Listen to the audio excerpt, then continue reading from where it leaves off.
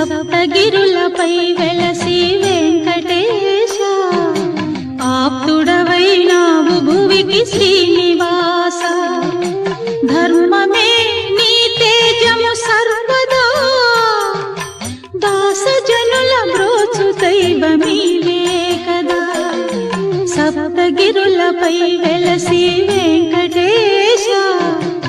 ఆప్తుడవైనావు భువికి Srinivasa